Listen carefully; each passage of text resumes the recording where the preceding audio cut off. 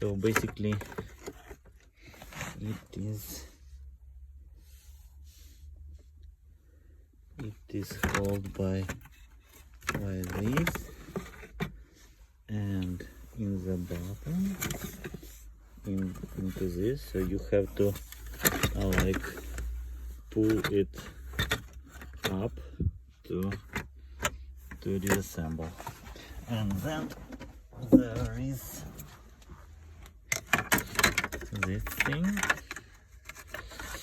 so it holds with these things on sides. Yeah, thanks for attention.